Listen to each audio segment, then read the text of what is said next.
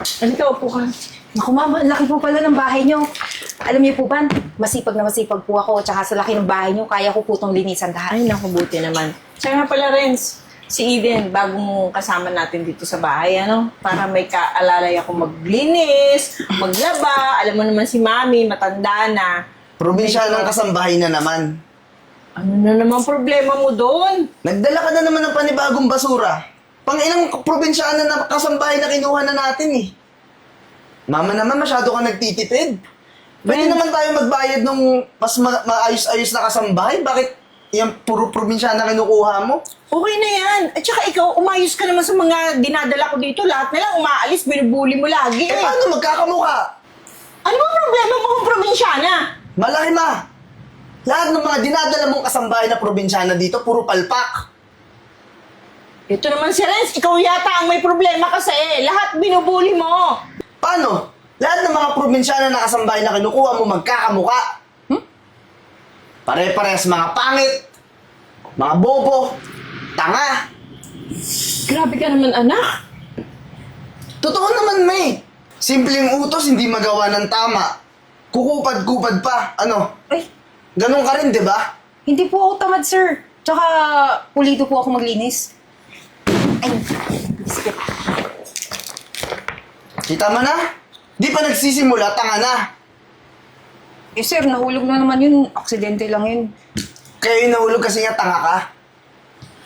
Eh, pero sir, kung gusto mo po nitong biscuit ko, galing po to sa probinsya namin. Masarap po to, bestseller po to dun. Kuha lang po kayo. Hindi ako kailangan ng biskwit mo. Probinsyanang malaking bunganga. At saka isa pa, ma. Siguraduhin mo maayos yan, ha? Pag ako na naman nagka-problema dito, ako mismo magpapalayas dyan. Di okay na yan. Repair nga yan ng kumari ko. At saka, ayusin mo na dahil dito na siya. Nandito na. Ang layo ng pinanggalingan yan. Iiwanan ko na yan at ako'y papunta sa bangko. Then, yung huling kwarto, yun ang kwarto mo, ha? Sige po. Lahat ng gamit mo, ilagay mo na lang doon. Iwanan ko na muna kayo, Renz. Ako yung may lalakarin sa bangko.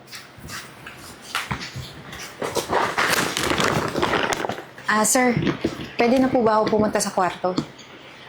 Yung kwartong tinuro ng nanay ko, hindi ka doon pupunta. Eh, saan po ako matutulog? May kwarto malapit sa CR, doon ka. Kasi yung kwarto na yon, storage room namin yon. Doon ko tinatambak yung mga basura namin at doon ka mas bagay. Teka lang, sir, hindi naman po ako basura, sir. Subukan mo sabihin kay mama na doon kita pinatulog. Papalayasin kita. Bakit? Hindi ka basura? Hindi. Mga gamit mo mukhang basura eh. Tsaka ikaw, may basura ka na din. Probinsyanang probinsyana ka nga talaga. Ano ba natapos mo? Wala. Bagay. Mga probinsyana nga na pumupunta dito para maging katulong sa Maynila, mga wala naman pala talagang pinag-aralan at tinapos. Tama, di ba? Sir, grabe naman po kayo, sir. Eh, nandito lang naman ako para magtrabaho. Magtrabaho, siguraduhin mo maayos yung magiging trabaho mo, ha? Ayoko nang kukupad-kupad, tatanga-tanga. Opo, sir. Saan po ba yung kwartong sinasabi niyo? Kakasabi ko lang, di ba? Yan. Kakasabi ko lang din na ayoko ng tatanga-tanga. Eh, sir, first time ko po sa bahay niyo. Paano ko po mamememorize agad kung saan po yung... Sabi ko may CR malapit doon, may kwarto. Yun yung hanapin mo, yung amoy basura. Sige po. May basura.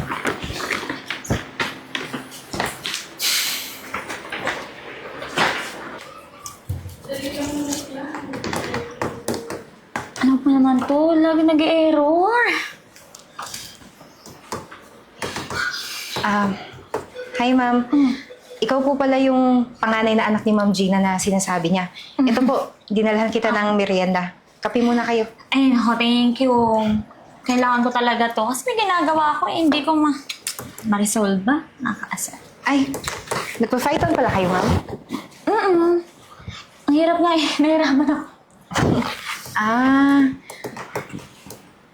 Pero ang galing ng ginawa niyo, ha? Tsaka panigurado, alam na alam niyo kung paano din paandarin yung mga HTML, C++, tsaka yung JavaScript po. Teka, ba't mo alam? Eh kasi ma'am, mahilig po ako sa ganyan. Nanonood lang po ako sa YouTube. Talaga YouTube lang? Hindi ka undergrad man lang ng computer engineering? Ay, hindi po ma'am. Hindi po namin afford eh. Elementary lang po yung natapos ko. Hoy, ba't nandito ka? Ginugulo mo yung ate ko nagtatrabaho? Ay, hindi po. Dinahan ko po ng merienda. Eh, nabanggit ko lang po yung mga about sa computer. Anong about sa computer? Anong alam mo about sa computer? Eh, probinsyana kang walang utak na pumunta dito sa Maynila para maging katulong eh. Ano ba yan, Renz? Nambubuli ka na naman. Ikaw nga taga-tagal mo na nag-aaral hanggang ngayon hindi ka pa rin graduate. Paulit-ulit ka, di ba? Repeater ka. Ate, syempre, hindi naman madali yung IT na course na kinuha ko. Tapos ngayon, dito, tingin mo ako nga, hindi nga ako makapasa-pasa sa IT. Tapos dito, maniniwala ka? Marunong sa computer? Katulong, kasambahay, galing probinsya. Kung tumigil ka, huwag ka mag-degrade ng tao. Ako ate, sinabihan na kita ha. Mamaya kapag napahamak pa yung mga code mo, dahil sa mga pakikinig mo dito, ewan ko na lang sa'yo. Ikaw, huwag kang magsasabi ng mga kung ano-anong pinaghuhula-hula mo. Oh, pagpasensya mo na yun. Lakas ang topak kasi yun. February pinanganak, alam mo naman, pito-pito. Okay lang po yun, ma'am. Masasanay din ako. Ah, wait. Saglit, natawag yung boss ko. Si boss ko kasi, pinapatapos ito sa akin.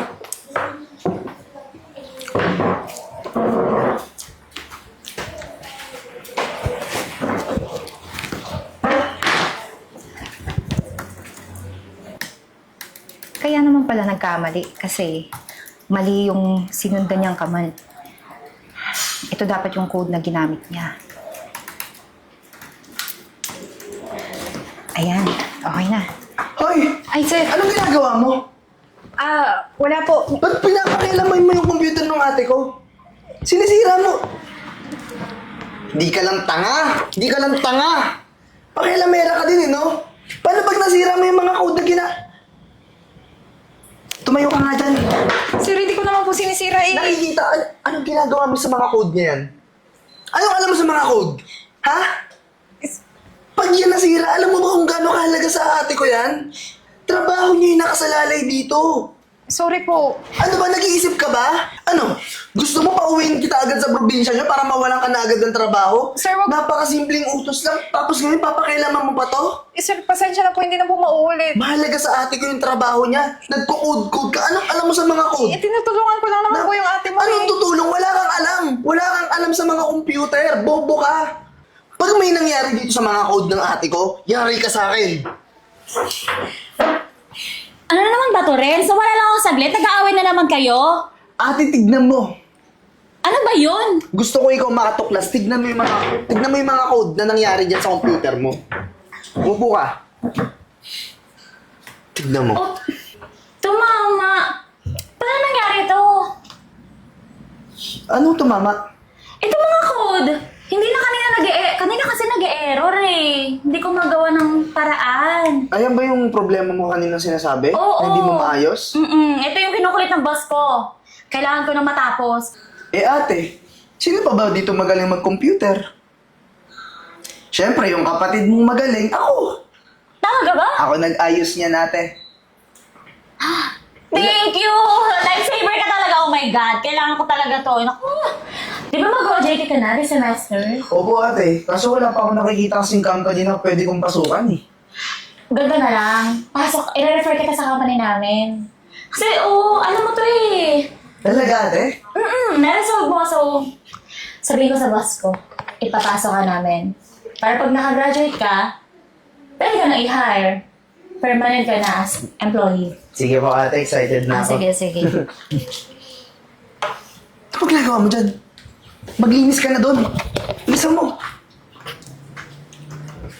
Ate, mag-aayos na lang din ako ng mga papers ko para sa resume na ipapasa sa OJT ko. Sige. Sige po. O, pasok kayo, pasok. Wow, Arya, sino kasama mo? Ay sir, ito pala yung kapatid ko. I-recommend ko para makapag-OJT dito sa atin. Alam mo, napakagaling nito sa craft niya. Ay, talaga? Opo sir, kung gusto niyo, pwede niyo po i-check yung mga portfolio na ginawa ko. Ba, Python?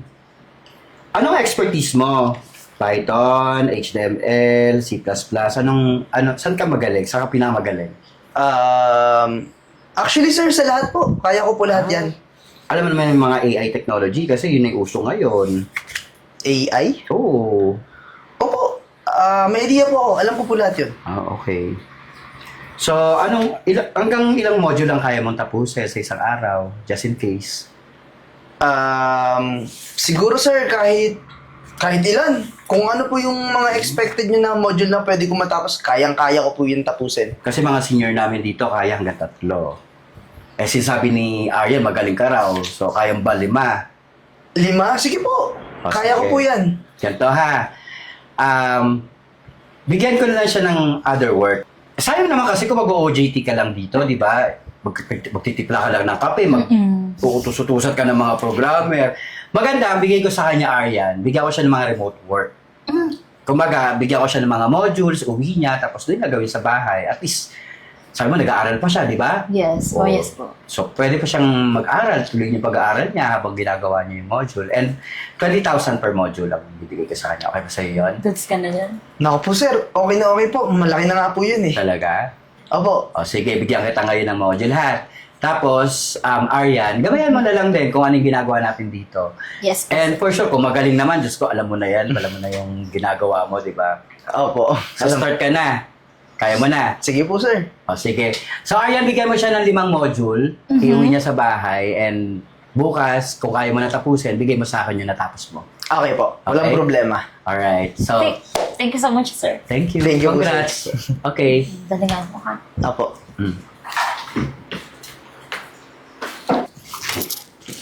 O yan, Renz ha. Gawin mo yung module na yan. Huwag mo kong papahiya sa boss ko. Ako pa naman nag-refer sa'yo. Naku ate, hindi ko sisirain yung tiwala mo sa akin. At saka kayang-kaya ko to, naayos ko nga yung code sa computer mo, di ba? Tiwala naman ako sa'yo, kaya ayusin mo ha. Apo. 100,000 din yun. Thank you, ate. Okay. Paano ba to? Ano ba mga module-module yung sinasabi nun? Ano ba mga code dapat kailangan dito? Sir, okay lang po ba kunin ko na po to kung hindi mo nakakainin para maligpit ko po? Teka. Di ba ikaw yung nag-ayos ng code ni ate nung nakaraan? Opo. Pinakailaman mo yung computer niya, di ba? Tapos nung pagbalik niya, ayos na. Anong ginawa mo? May inayos lang po ako na Tignan mo nga to. Nakikita mo ba yung mga module na dapat kailangan kong gawin? Nakikita mo ba? Naiintindihan mo kung paano gawin yan. opo. Upo ka dito. Gawin mo yan. Teka lang, sir. Di ba po pinagbawalan niyo kung humawak ng laptop? Gawin mo yan. Di ba sabi mo alam mo yan? Nakikita mo yung unang module yan? Ano yung mga dapat na code na dapat i-input dyan? Alam mo? Opo, sir. Yun naman pala eh. Gawin mo na! Gawin mo na!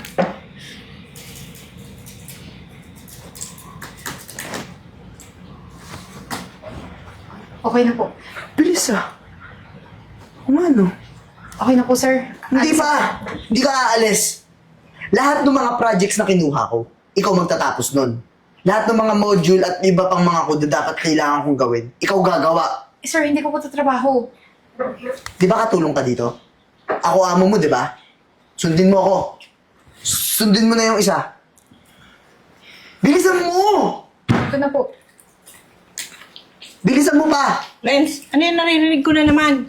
Ba't tinaaway mo na naman si Eden? Ma, hindi ko siya inaaway. Tinuturoan ko pa nga siya ng mga computer dito eh. Kasi Ano? gusto niya daw matuto. Ano ako, Renz? Bingi? Naririnig ko eh. Ano yung inuutos mo sa kanya? Hindi ko siya inutusan, di ba? Tinuturoan kita. Hindi po, ma'am.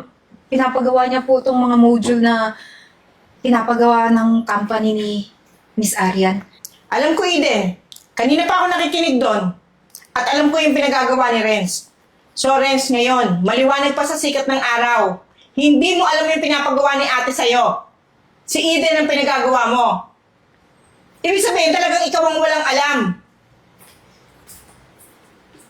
nangyayari? Ito magaling mong kapatid. Bakit, Renz? Ano yan? Inuutusan to para gawin yon. Ibig sabihin talaga, yung pinagagawa mo kay Renz, ito ang gumagawa. Walang alam yan. Totoo ba yun, Renz? Hindi, ate. Tinuturuan ko lang siya ng mga, dapat na mga code. Di ba, Eden? Tinuturuan kita. Totoo ba yun, Eden? Hindi po. Sige, ganito na lang. Gawin mo to, ha? Solve mo yan. Solve mo ngayon, Renz!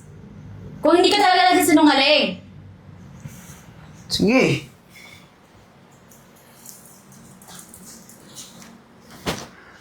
Ayan. O, di ba, mali? Mali. Eden, ikaw nga. Pakitry. Sige, Eden. Huwag ka matakot. Sige. See? Renz! Bakit ka nagsinungaling? Nirefer pa kita sa boss ko! Ate, kaya ko naman talaga yun eh. Kailangan ko na ng konting panahon. Alam mo, huwag ka na magbulaan. Sisirain mo pa reputasyon ko sa company. Then, gusto mo ba kumita ng mas malaki? Opo. Kaso po, wala pong ibang kasambahay na papalit sa akin dito. Hindi, huwag mo na problemahin yun. Sige, kukuha tayo.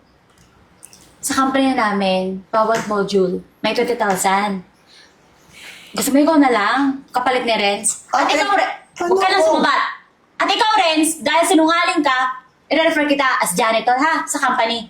At naririnig mo ba yung sarili mo, janitor? Ikaw, nakikita mo ba yung sarili mo? Sinungaling ka? Papahiya mo pa ako? At hindi ko kaya maging janitor. Ito yung dapat na maging janitor, oh. Ito yung bobo, hindi ako. Eh, sa nangyari ngayon, sino mas bobo?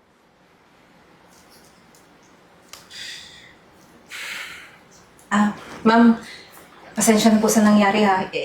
Hindi ko naman po gustong gawin to yung pinapagawa ni Sir, kaso pinilit niya lang po ako. Kasalanan mo yan eh. Sinumbong mo pa ako dito kay mama. Nagtatanong po yung mama niyo.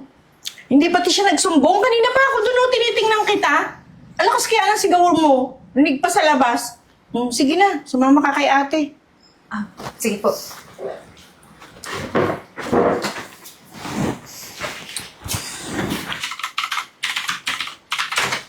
Oh, Arian! Oh, nasaan yung kapatid mo? Ay, sir, magiging honest po ako. Kapatid ko po nagsinungaling. Ay? Hindi naman po pala siya yung gumagawa ng mga module. Wala. Katulong po pala namin. And na-found out ko po, siya pala yung gumagawa ng modules instead si Renz. Katulong niyo gumagawa ng modules? Yes po, born genius sir. Talaga? Kahit po ako sir nagulat. Hindi naman po ako genius at pinag-aaralan ko lang po sa YouTube yung mga programming na pinapanood ko. Eh, nasan yung nasan yung mga module na pinagawa ko kay Renz? Andito po sir sa Tingnan atin, natin. sir. Ba, galing nga. Sure ka siya talaga gumawa nito? Yes sir, kitang-kita ko talaga. Siya talaga gumagawa. Natapos mo 5 modules? Sa isang gabi? Opo. Arian, ikaw di mo nakagawa yung 5 sa isang gabi. Iba to. 3 lang kaya mo sa isang gabi Sabi ko nga sa inyo sir, di ba? Genius nga. Ay, hindi pa ako convinced eh. Teka, eto. Eto, pinaka-complex na program to. Wala nakakagawa nito, mga senior programmers lang. Ayan, try mo i-solve to. Okay.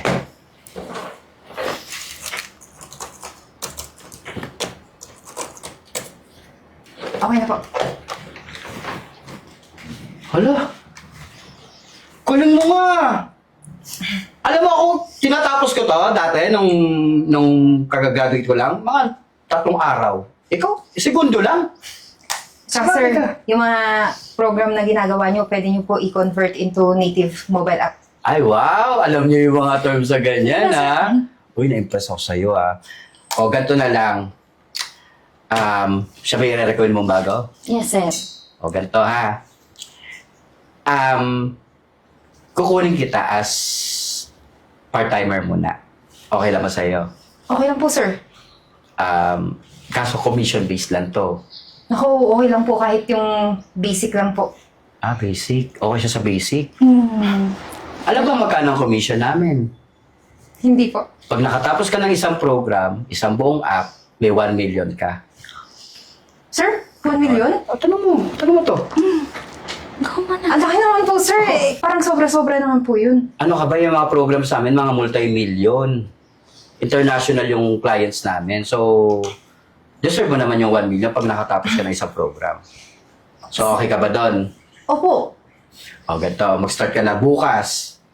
Ayusin mo muna yung papers mo. May mga ano na ba siya? May mga SSS requirements and everything. Yes, meron po. Kasi as kasambahay, meron po kami binibigay talaga. O, mag-resign ka na kasambahay. Mag-programmer ka na.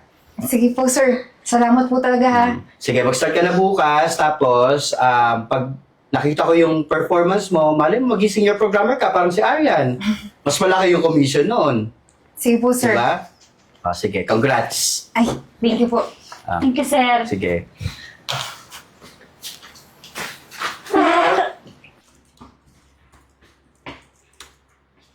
Oh, kape mo. Salamat. Salamat. No, masaya ka na? Nandiyan ka na sa dapat na posisyon ko. Deserve ko naman to, di ba? Ang totoo niyan, kaya ako naabot yung posisyon na to kasi nalaman ng ate mo, pati ng boss mo, na ako yung gumagawa ng mga module na pinapagawa nila sa'yo. Hoy, nagpapatulong lang ako. Hindi ko sinabing angkinin mo yung posisyon na dapat na sa akin. Essential ka na, pero kabaliktaran yung nangyari. Alam mo kung ako sa'yo, magbago ka na. Kasi wala namang patutunguhan tong panlalait mo sa akin. Alam mo, ikaw yung mayabang na ngayon no? At saka kahit anong bihis mo, kahit nandiyan ka pa nakaupo sa office desk na dapat na sa akin, di natin mababago yung ano ka dati. Kasambahay. Katulong. Utusan ko lang. Hindi ko naman kinakahiya na katulong ako dati. Pero masaya ako na yung katulong na yun, may narating na ngayon. O siya, sige na. Darating si Mr. Enriquez. Linisan mo muna yung office niya. Baka magalit sa'yo.